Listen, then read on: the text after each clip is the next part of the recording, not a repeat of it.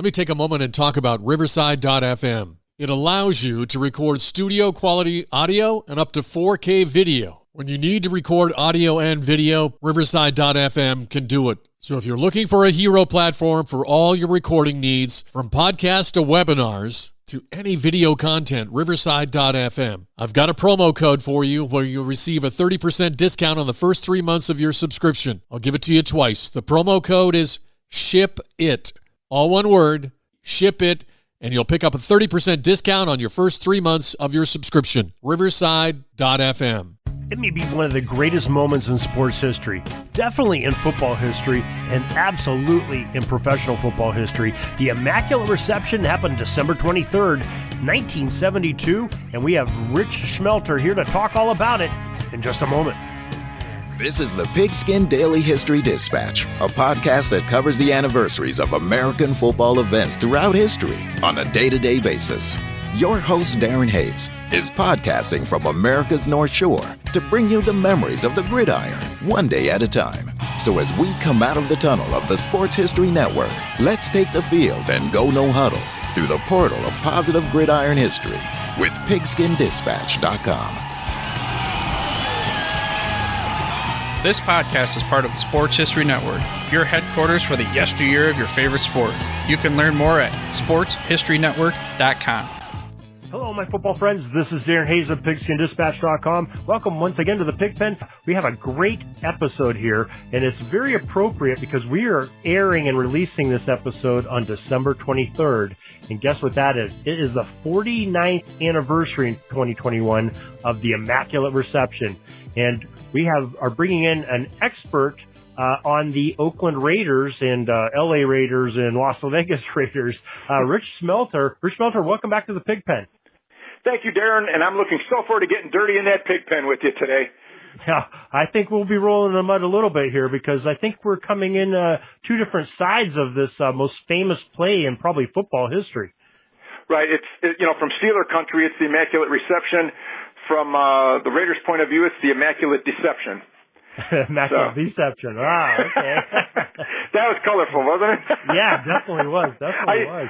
I told you I'm ready to get dirty. Yeah, you are not lying there.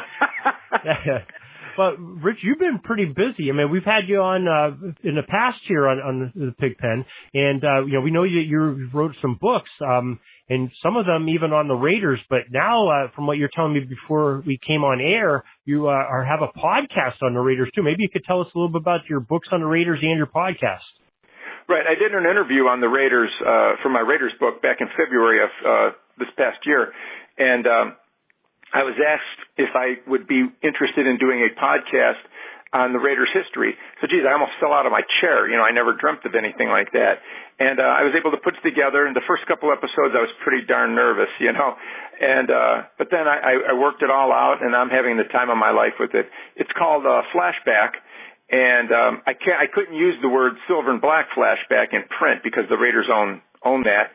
But we can say it on there. But if anybody is interested, they would have to go to Flashback.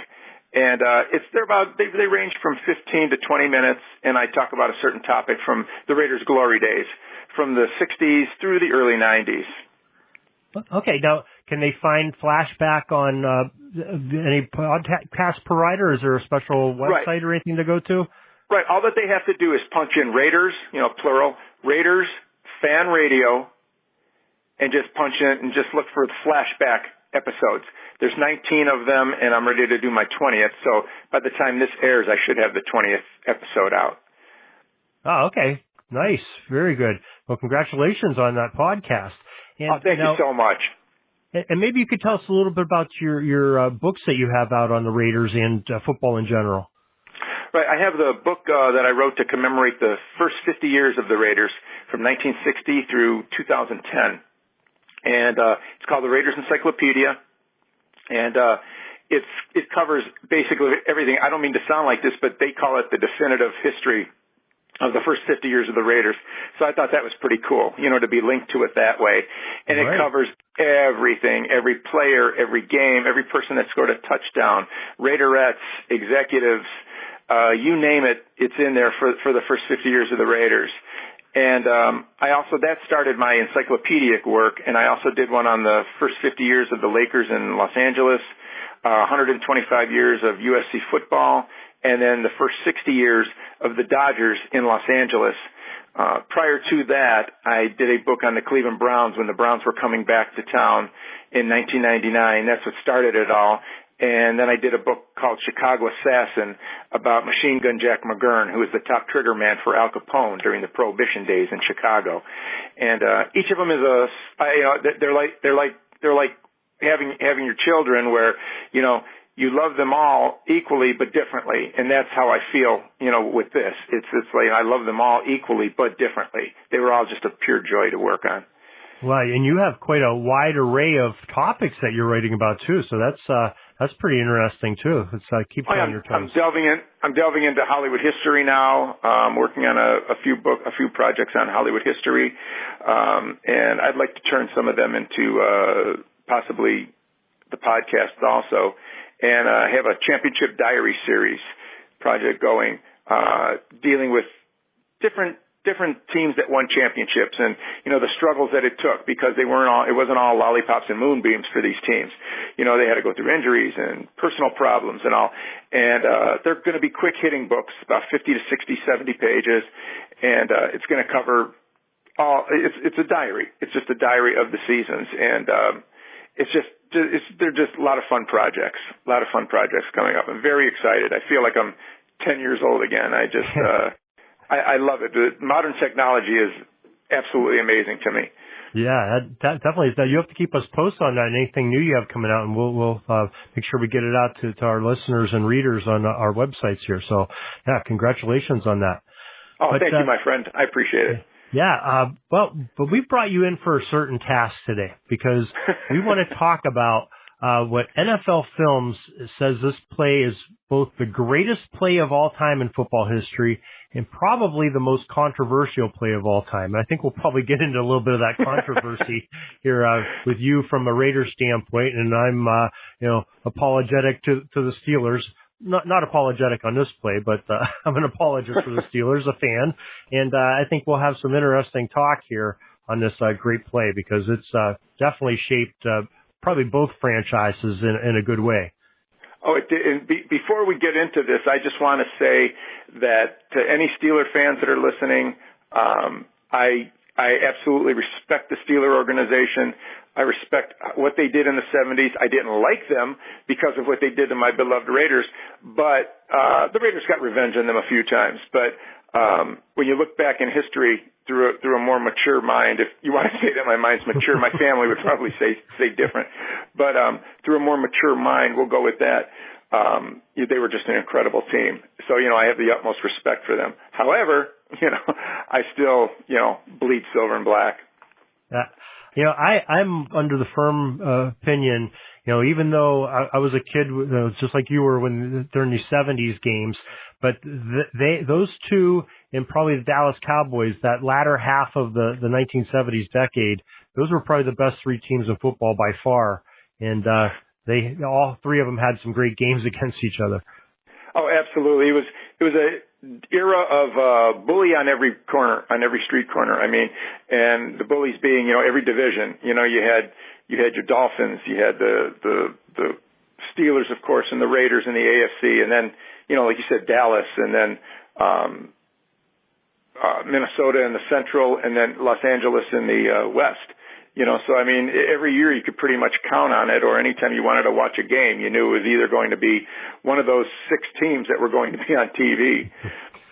Yeah, just some fantastic football played by all those, and some great rivalries came out, and especially this Raiders and Steelers rivalry really, it had like 10 years of just great games till the Steelers sort of went downhill a little bit in the 80s, but the Raiders stayed up. But had some great games in the 70s. So. Absolutely amazing games, and no matter what any fan base says, and I might be speaking, from perspective, and I'm sure that all the, everybody in Steeler country and Raider Nation will say, hell yeah, to this, but I think that's the greatest NFL rivalry of all time. I mean, granted, you have your Cowboys and the Redskins and, many others, But I like to believe that was a bloodbath. I mean, and they just didn't dislike each other on the field. They just disliked each other, period.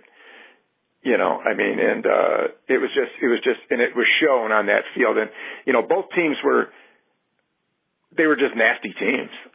That's all I can pretty much say. Yeah, they both had hard-hitting players. They both had players that were questionably, you know, maybe playing dirty tactics, maybe some dirty pool there, but that's football. They both had a few deflated balls every now and then, or yeah. I mean, it even turned into a lawsuit. We had a Raider suing a Pittsburgh coach over some words in that series. The criminal element, yeah, from the 75 AFC title game, and that carried on into 76 with George Atkinson and Lynn Swann, and of course Chuck Noll. Yeah. Yeah, so that's I mean, it's all part of that, and it sort of really comes to a height right here in this 1972 game that we're talking about. Hold on a second. Okay.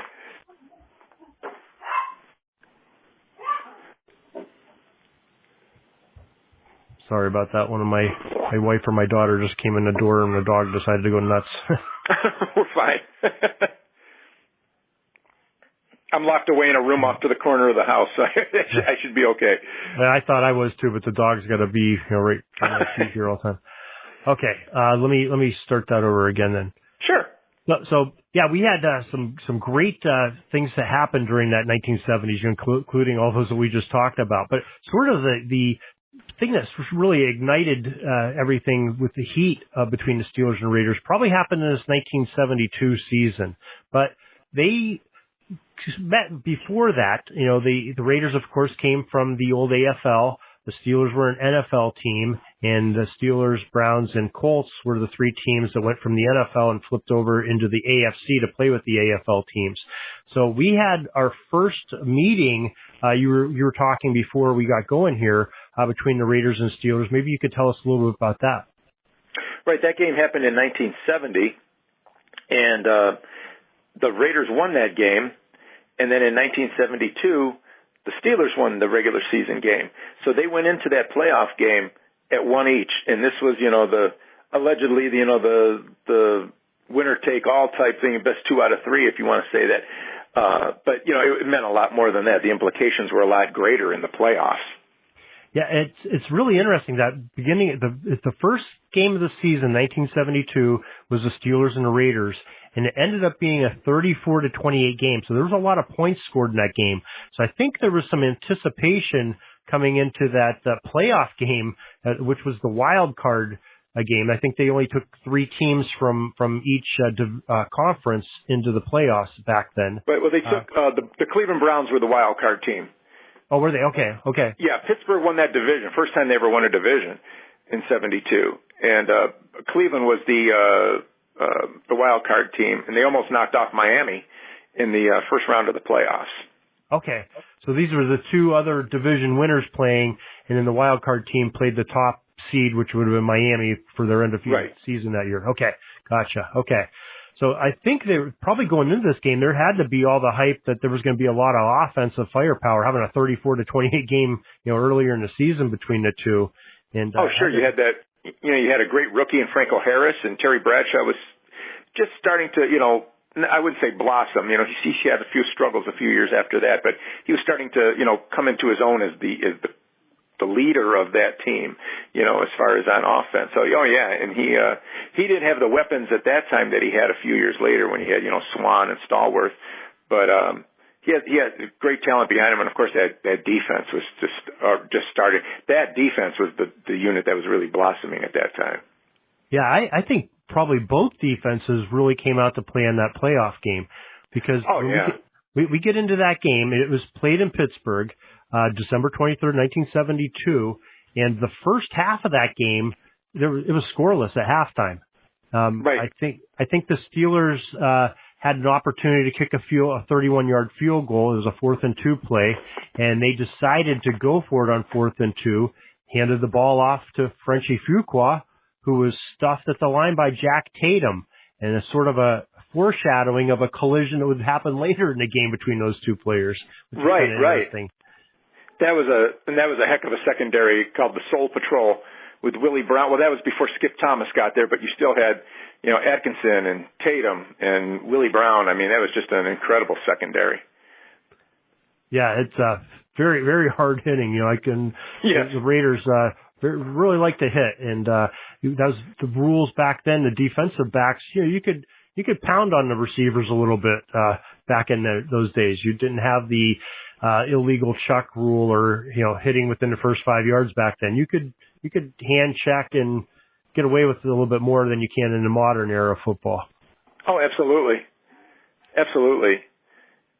And that's probably what caused a lot of the problems, is both those defensive secondaries just beat up on the smallish receivers of both the offenses, and it caused some problems. Caused, like we said, the Chuck Noll Atkinson feud that they had in the courts. Caused who am I thinking for the Steelers? Lynn Swann. Lynn Swann, but our defensive back, Mel. George Atkinson. Well, George Atkinson, but on the other side you had Cliff Branch going against Mel Blount and this before Donnie Shell, but Mel Blount and he escapes my mind. But we had a lot. Fred Biletnikoff, and yes, so we had a lot of clashes downfield between DBs and receivers on both sides. They really let them play then. So happened a lot there. So okay, we're in this game, so it's 0-0 to halftime. The offense for Oakland was really stifled. I think their longest play was like 11 yards in the first half. So they had to do some figuring out some things at half, and they did. Plus, Daryl LaMonica was ill also. Daryl LaMonica was not himself, so that's why they had to bring Ken Stabler in. That's right. Yeah, he wasn't even the starter really that season. He was still LaMonica. Yeah, you're right. Okay, I forgot about that. So I did see his name that first game they played with LaMonica. Had all the passing yardage in that 34-28 game. Okay, so they get into there. The Steelers kick a couple field goals. I believe in the third quarter, maybe one early in the fourth quarter. 6-0. And then we have Oakland's offense with Stabler comes to life. Maybe you could tell us a little bit about that play. Well, Snake, I mean, he was this is the play that I fell absolutely in love as a young kid. Fell absolutely in love with Ken Stabler. Even though, they eventually lost that game, he was just so cool. He came out with a little smiley sticker on his helmet and had that long hair hanging out. He was just cool as hell. And he took off on a 30-yard run, and which was kind of a rarity, for a quarterback. You didn't see stuff like that. And he dropped back to pass, and the Steelers sent a safety blitz on him. And with a tackle coming in at him and coming in hard, he noticed an open field to the outside. It was nothing in front of him. He just tucked that ball and just took off and ran, scored a touchdown, and made it 6-6. Then George Blandick added the extra point. And it was 7-6 with only 1 minute and 15 seconds to go. Yeah, that's amazing. That is sort of a reminiscent of Stabler's run in the mud when he played for Alabama back for Bear Bryant. His run against, I believe it was an Iron Bowl game against Auburn. He had the run in Auburn, the mud. yes. So, he earned that nickname Snake at Foley High School. Down in Alabama, because the way he would weave up and down that field, he slithered like a snake. So, I was like, who is this guy? Because all you heard was, Mad Bomber, Daryl LaMonica. And all of a sudden, this cool-looking guy comes in and does this, and it's like, I like that guy. And it became an absolute, and I had the pleasure of meeting him back in 1994 and got his autograph on a picture, and he was just as fantastic as I hoped he would be. So, Snake, wherever you are up in heaven, whoever team you're quarterbacking up there, I love you. Yeah, wow, that's pretty cool. I mean, we lost him, like many of these players, we're losing him much too young. Yes. And he was one that was sad. That was probably, 4 or 5 years ago he passed? Yeah, December, actually around this time, back in 2015. And then he got inducted into the Hall of Fame the next year. Oh, geez. Too bad he wasn't there to be able to see him. It was posthumously. So, I know. I have a feeling he was there, though. You got to believe. Oh, yeah. Well, yeah, most definitely. I'm sure he is. Sure he is. You know, it was. I got the pleasure of attending the Hall of Fame ceremonies this past year. The 2020 on Saturday, they had the 2020 class. They had the 2021 class on Sunday. So I was there for Saturday and up in the press box and watching it. But they had a couple posthumous inductions along with the live ones, and it was so solemn to hear. It was celebrating the player, but it was kind of sad and solemn that they weren't there, and they would have like a family member or a teammate representing them, but it just wasn't the same. And so I feel for those guys that don't get in and have to wait, like Kenny Stabler did, and then they don't get to have that pleasure standing up on stage and wearing that gold jacket. Exactly. That's why I'm so great seeing that you were there this year. I was so grateful to see Coach Flores go in. I was a big supporter of Coach Flores going into the Hall of Fame, and to see him be able to go in and to see him there wearing that gold jacket, it was absolutely amazing. I mean, I saw it on television. Unfortunately, I didn't get a chance to go down to the hall, but to see that was great. And I just wish Snake would have had the chance to do that.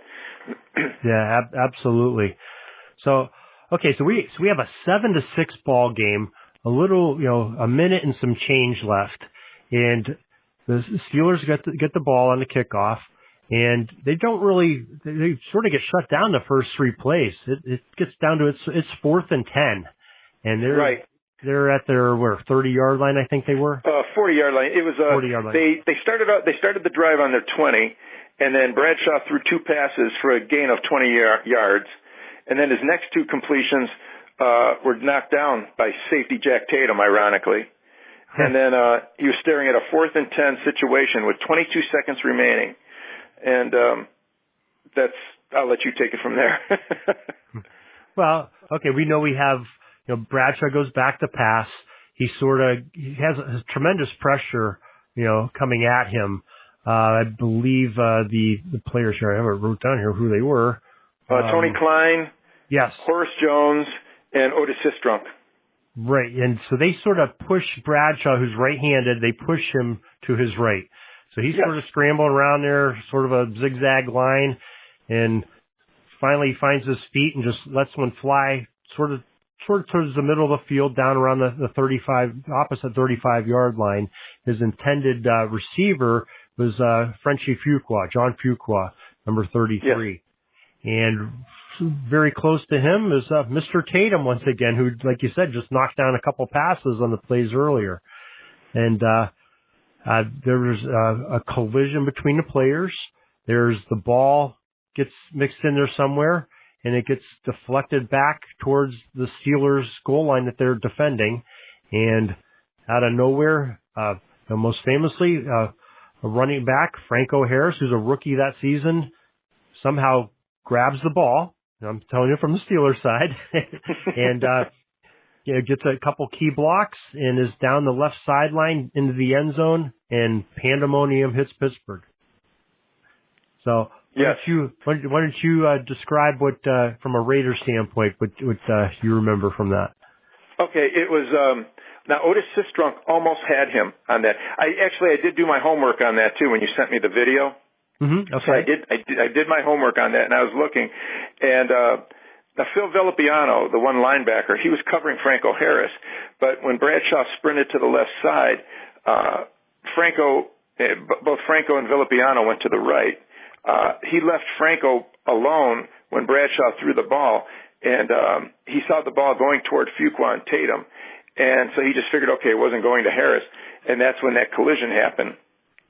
Now at that time, nowadays this play wouldn't even have been. It would have been an incredible play, but there wouldn't have been any controversy because the ball can go off of a teammate and into another teammate's hands.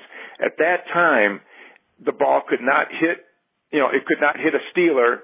It had to hit a Steeler and then had to hit a Raider and then hit a Steeler again to make the play okay. All right. So at that collision, that was the thing where they were trying to say that it hit off of Tatum, and it didn't. If you could look at that film and everything, and even years later, Frenchie Fuqua said that he had a bruised bicep from where the ball hit him, where the point hit him in his arm. So, a little bit more is coming out slowly as time goes on about that. Well, I look at it, and I tried to look. I mean, I was a high school football official for 27 years, so I know how to sort of take myself away from fandom and look at it sort of methodically. All right, and so I said, I'm going to look at this if we would have had a replay back then, and how a replay official may have looked at this. One of the gurus up in New York. And really, if you go to the rules of 1972 for that game, there was probably 3 points of contention on that play that I think Raiders fans are gripe the most about. Now, first of all, is the point that you brought up. Did Tatum touch the ball first, or did Fuqua? Secondly, did Harris catch the ball cleanly without it hitting the ground? And the third one was what we would now call a block in the back. At the time, they would call it a clip. Any block behind, from behind would have been a clip. Was it a clip, or was it a block in the side on Phil Vilpiano by John Macon, the Steelers tight end? And I think those are the 3 points of contention on that play that I think the Raiders and I know Coach Madden was very discerned about at least a few of those. Yeah, he was a very animated man anyway. Right. And, that added fuel to it. But I always, I personally have always focused on that hit. I believe he did. I believe he did scoop that ball up. I believe he got it before it hit the ground, barely. But the focus I think the focus got away from that and went toward Tatum and Frenchie Fuqua. That was the big concern. And as I said, nowadays it wouldn't have been even a decision. It would have been, okay, he caught the ball and, it was a great play. And it was a great play. I still think it was probably, throughout the whole history of professional football and all, I think it's still the greatest greatest story. Rags to riches team, that were perennial losers for so long. And all of a sudden they make it to the playoffs finally. And then that play happens. And then also it started the Steelers on a run of a dynasty. And it also started probably, to me, the greatest rivalry in professional football history. Again, you're going to have a lot of fan bases saying that I'm crazy for saying that. But I think Steelers, Raiders, any fans of both those teams, I think that's one common bond that we have, was that was the greatest rivalry of all time. Oh, most definitely. So that play was it was the greatest play of all time, even though I feel like I'm betraying my silver and black empire. Well, we've talked about this YouTube video, and I'm going to put a link to the YouTube video. I have a link to it on the Pigskin Dispatch pages. I'm going to put it on the show notes also. But this is pretty interesting, whoever put this YouTube video together, because they sort of have the coach's tape. It's not an all 22 like we know today, like from an end zone, but it's sort of an all 22 from the sideline coach's box. You can see all the players on the field. It's in black and white, so it's a little bit clearer than the grainy color footage from the television that we so famously see. And it really, if you really watch it and you can slow it down and stop frames and everything, I did that with that. And first of all, first thing that jumped out at me, I never saw that angle before. And because I always said, when it shows, every time it shows you see that TV feed with Harris catching the ball, you can never tell, because sort of the goalpost is from the end zone blocks where the ball and Harris's hands. You can't tell if it hits the ground or not. All you know is that he doesn't stop running. He just kept on going, and he believes he caught it, And so that was always left a little bit of doubt in my mind. But this black and white, press box view of the all 22, it makes no doubt to me, I think, that he caught that ball cleanly, just the way his hands were and everything else. You don't see the ball sort of ripple up. It's all pretty continuous, like he caught it, clean. Oh, absolutely. And I just want to say, Darren, to all the listeners out there that are listening to this show, Darren did a great thing by putting this together, and I would highly advise anybody, please watch this, because when he posts this, because it was incredible. I did my homework for him, and I watched it, And I watched it numerous times, and I enjoyed it every single minute, even though I knew the outcome. But it's just a great tool to have for this debate, and I would highly recommend it. Please, folks, check it out. Well, thank you for the kind words on there. The other thing, the other thing I could never tell from that color television film was, the old argument, Tatum or Fuqua, who touched that ball first or touched it last or whatever, whatever. With this, it made me take a little bit better look at this in black and white. And I also took the sideline view a little bit more closer up of the color version of TV, and it slowed it down.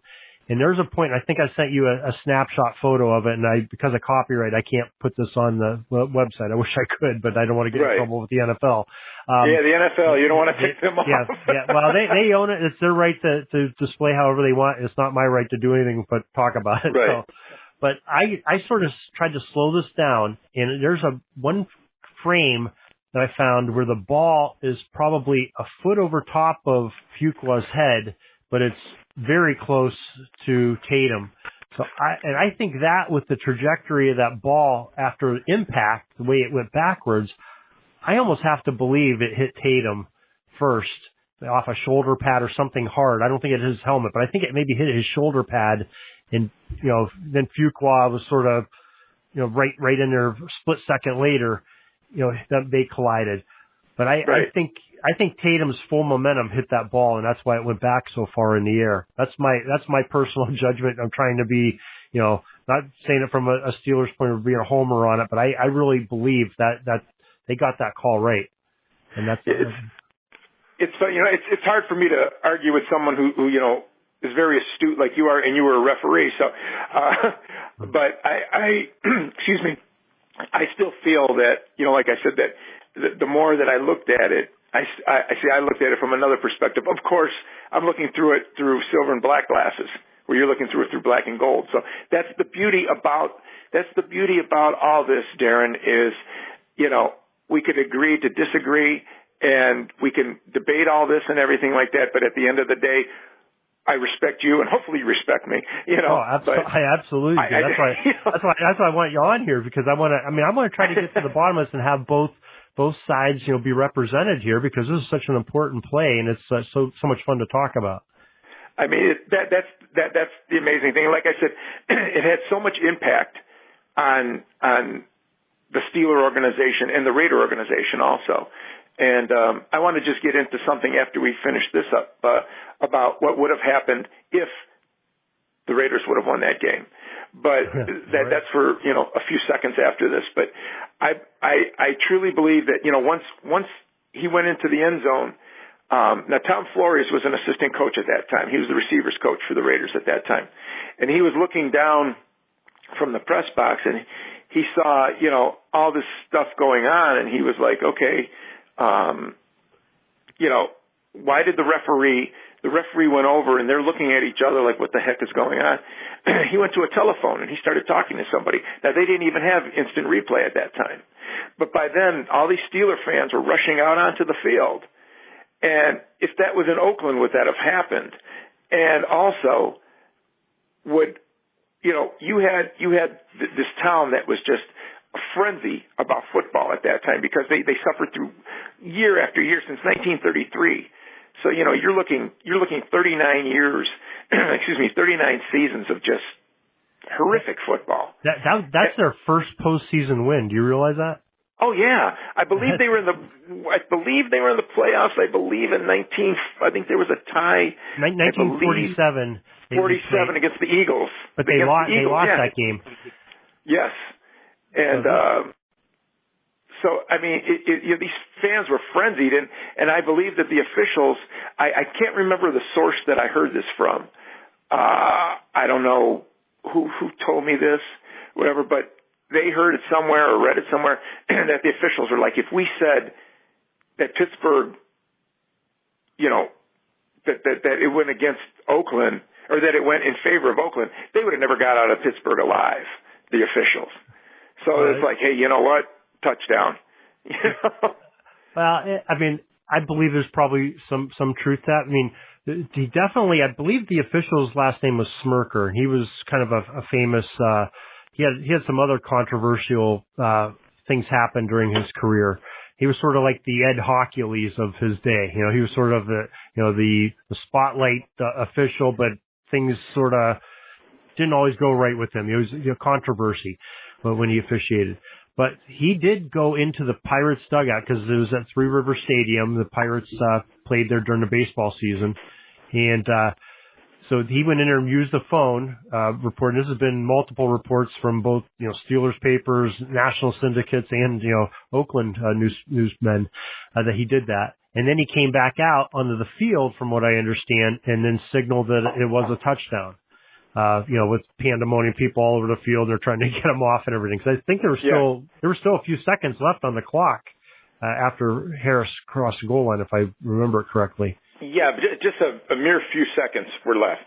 Right. So they did have to, do the extra point in the kick afterwards, I believe.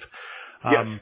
So, Oakland had a little bit of tough life. But I think out of those 3 points of contention, after watching this, that block in the back, Villapiano is still to this day says, he was blocked in the back. Where, at the time it would have been called a clip. It would have been a 15-yard penalty if it was called. And one thing that they always taught us as officials, and it's hard to see from the angles that you have on this play, even though you have an end zone and you have a sideline, it's, which direction was the offended player? Which direction did Villapiano go? If he's hit in the back, he's going to fall forward. If he's hit from the side, which is legal, from the side above the waist is legal hit, he would go sideways towards his other side. It's hard to tell which way he goes, and he may have, that might be the biggest point of contention in this whole thing. It could have hit, I believe it hit Tatum first. I believe Harris catches it, but could there have been a clip on the play and it gets called back? Absolutely. It definitely could have been a clip. Oh yeah, and I forgot who it was, but one of the defensive backs for the Raiders came real close to getting Harris out of knocking him out of bounds. I believe it's like on the 10-yard line, if I'm not mistaken. Yeah, Jimmy Warren was the defensive back, and Harris. Jimmy Warren, and he came stiff-armed number 20, I believe. Yeah, I believe number 20, and he came real close, and back. I don't even think Bradshaw said. Did Bradshaw even see that play? Did they knock him down? I think they did catch him. He was, like we said, he had 2 or 3 guys sort of draped all around him. Sistrunk came real close to getting him, and I believe that either he knocked him down. I don't know if he even saw that play happen, but I'm not sure. Peyton Manning on his show Peyton Places in season 1 a couple years ago had a whole episode on the Immaculate Reception. And they ended up, of course, they couldn't do it at Three Rivers. It's been since destroyed. It's a parking lot now for Heinz Field. But they went out to the Rose Bowl, and they had Frenchie Fuqua, Terry Bradshaw, Franco Harris, and Phil Villapiano, the 4 major pieces of that play. It had them sit on the sideline. Peyton Manning's talking with them. They tried to hire some actor athletes to suit up as those players and try and reenact it. And time after time, they could not get the ball to deflect. Of course, they're trying to get passes in there. So Peyton Manning had to take the role of Bradshaw and try to fire a pass the way Bradshaw would. And those 4 just had a lot of fun with the whole thing. So it's kind of an interesting way to look at it, too, hearing from those parties. So if you get a chance to watch it, ESPN Plus has the Peyton's Places, season 1. Oh, I definitely will, because I think Walter Payton. I think Peyton Manning is. I liked Walter Payton too, but Peyton Manning was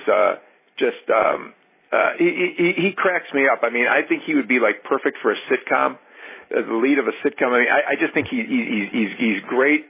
He was great at football. I think he's a great spokesman for that. And Terry Bradshaw, man, I didn't like him when he played because, again, the Steelers and Raiders, but now, I just think he's great, and Phil Villapiano is probably one of the, even at his age in the early 70s, I still think he's one of the most animated people around.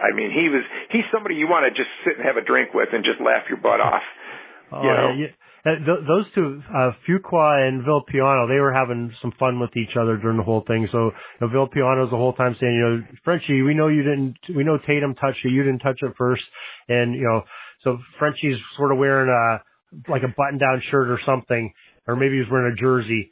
He says, hold on a second. He sort of pulls up his jersey. He has a black T-shirt underneath it with the words, "I'll never tell." But that's all part of the mystery and the mystique of this play. From the goalpost blocking the view of the end zone to, nobody talking about it or just, telling their side of the story, and they conflict with, with what the other side says. It's just so interesting, and it's such an impactful play. It's a great play to talk about. To me, it's a great play to talk about, and to me, it's not the equivalent because, you're dealing with something that was horrific, but it's almost like, the grassy knoll in the JFK assassination. How many times was that Zapruder film looked at, step by step, and you're kind of talking about this with football. You know what I mean? And again, right. It's apples and oranges. You can't say that it's the same because it's not. It was a horrific time in American history, but that's the beautiful thing where you could escape to sports. Okay, you can escape all the horrific things that happen and go to sports, and you have things like this that are similar in that way of just the studying of it all, and I just think it's great because, like I said, I think you're awesome, and we're from two separate sides, and if the Steeler fans are listening or the Raider fans are going to be listening, they're going to be feeling the same way, taking each other's sides. But I just think it's great because you can just talk about this and who's right and who's wrong. Right. And the debate will go on 100 years from now. They'll still have the same debates. Oh, yeah. Two talking heads will be talking about it on spaceships or something. Who knows? Oh, yeah. We're still talking about things that happened, from the 1930s when was that Wrong Way Riggles in the Rose Bowl in 1929. He ran the wrong way. They're still talking about this guy.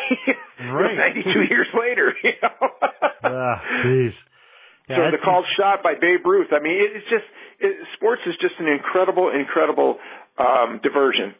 Incredible diversion, and you can just have wonderful times with sports history, even though that it's over, that it ended and all, but you can just talk about it and never be bored with it. It's just great, and just like the Immaculate Reception, or as I like to say again, the Immaculate Deception. Raider Nation, if you're out there, give me a hell yeah. Let's go a little bit of postscript in this. Okay, so Steelers ended up winning that game. 13-7 was the final on that. Yeah. They end up going and having Miami, who was undefeated at the time, had to travel to Pittsburgh because of some crazy playoff rule, which you and I still can't figure out. But right. Miami came up and beat that.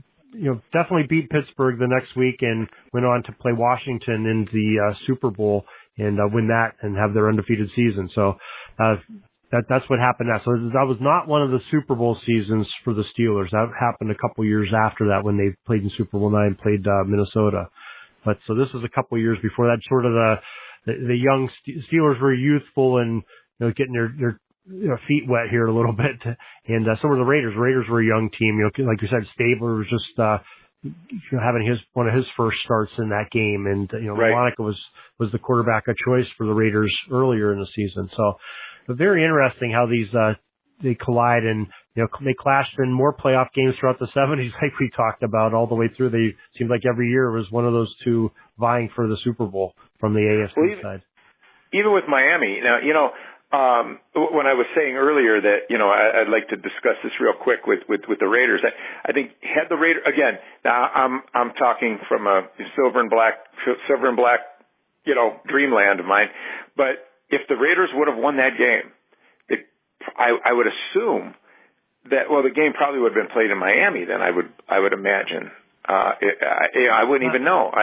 I'm not sure. I think from what I understand, maybe I'm incorrect on this, but I think it was they alternated, like the one year the number one seed would get the home game, and the next year the challenger to the number one seed or the top seed would get the home game. And I think it just happened to fall on, it was the the lesser seed had the home game that year. So I think Miami would have maybe gone to Oakland. So they would have maybe gone to Oakland, and I believe that the Raiders could have bumped them off because the Dolphins in '72. Now that they were, again, don't get me wrong, Miami Nation out there, please don't hate me, but I think if you look at their games, they did not dominate like the Raiders did and the Steelers did, throughout the '70s. They didn't dominate that year. Some of those games they almost lost to. Now they almost lost to the Cleveland Browns in the playoffs the week before. I think it was 20-14, and Jim Kick had a score late in the game. The Browns were beating them 14-13. So it was like they didn't dominate. They just had an incredible ground game that ate up a lot of time. But they did have a great defense, that no-name defense. So I think that would have been an interesting thing. But also when you look at the Raiders had one of the greatest offensive line, to me, the greatest offensive line of all time. I mean, you had Jim Otto, you had Art Shell, Gene Upshaw. Those guys, their busts are probably talking to each other in the Hall of Fame right now. Yeah, definitely a formidable line. You're right. And they were well coached. I mean, yeah. And I truly believe that, to get to the Super Bowl, you went up against a Washington team that, they were probably, the average age was about 35 on that team. It was like, George Allen's "the future is now" thing. He was getting all these old timers. And a lot of them played for him for the Rams in the 60s. But if you look the next year in '73, I think it was week 2, the Raiders or the Dolphins were going for the all-time record of consecutive wins, and the Raiders knocked them off.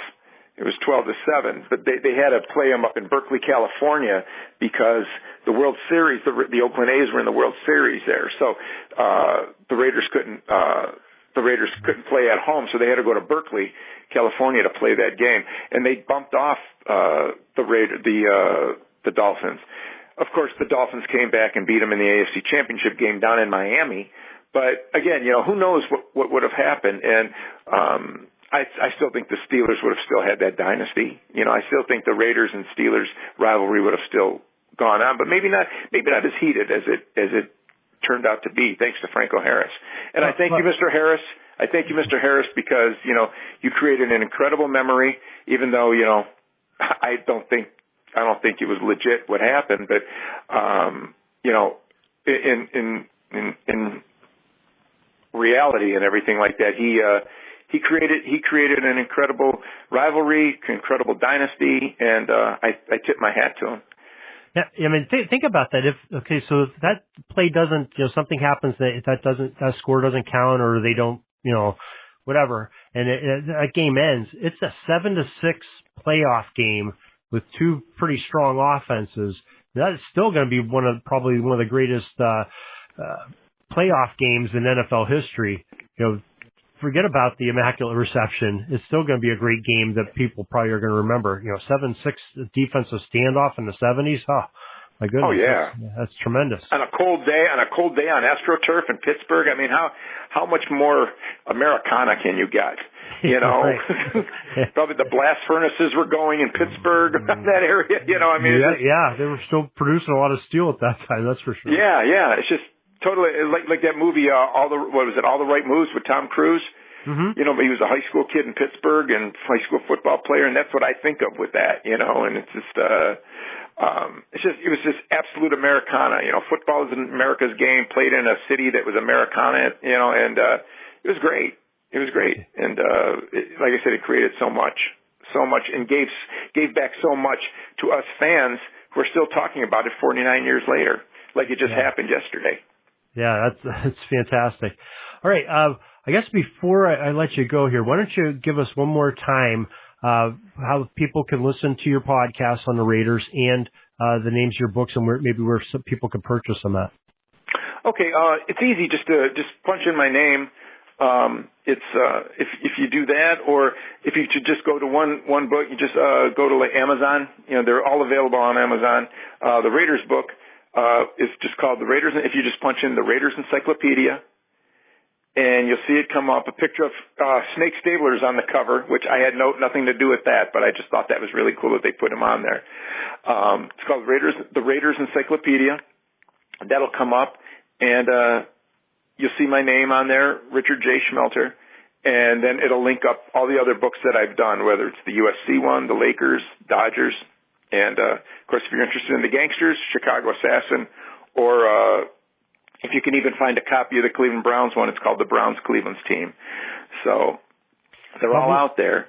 We'll put some links on our show notes for that, and at the bottom of the page on this podcast, we have a accompanying website page on pigskindispatch.com for this Immaculate Reception. Down at the bottom, there will be some Amazon links to get the Rich's books there as well. So, great.